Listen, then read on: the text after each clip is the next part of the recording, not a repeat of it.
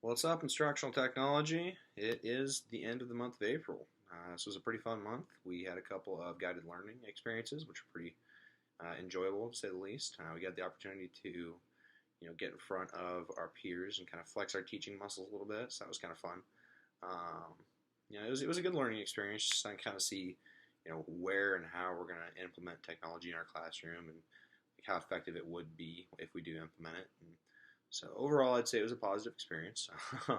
The second one definitely did go a lot better than the first, and that was kind of nice to see a little bit of improvement from the first to the second.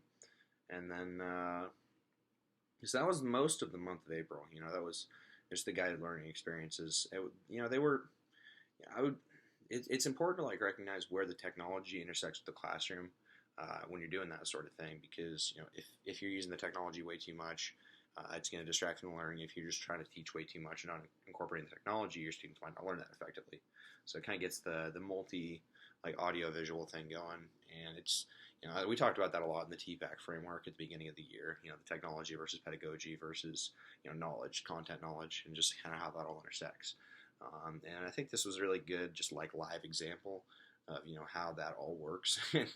It was nice to see some improvement, definitely within myself. Um, between the first and second learning experience. And it was also really nice to see how effectively I taught the lesson the first time compared to the second time. And the first time I did basic budgeting skills, which it was a little bit dull. I'm not gonna lie. I'll be completely forthright about that. It was a little dull, but the second time around did Fibonacci numbers, which the Fibonacci sequence mathematically is graphed f of n is equal to f of n minus 1 plus f of n minus 2, which just means a number is going to be the sum of the previous two numbers.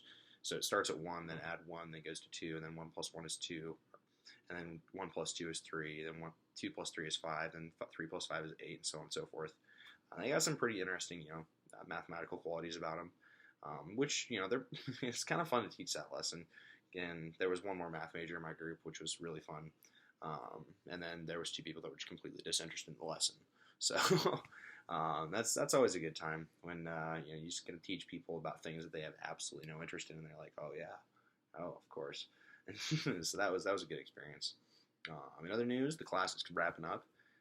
We had our last class on Thursday, which was it was kind of a bitter farewell, if you will.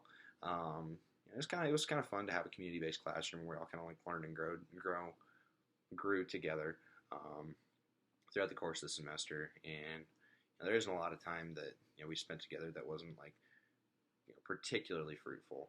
It was a good time overall. And I mean, as much as I'm not a big fan of the technology side of teaching, I recognize that I will need to use it at some point in some manner.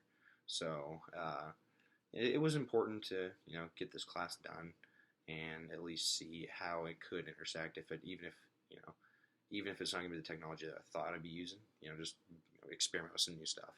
And I definitely think we achieved that. In other news, the 29th of April was my 21st birthday, so the beard that I'm sporting has got some some extracurricular substances kind of growing in with it, and that's also kind of the reason for the beard. So that was pretty fun.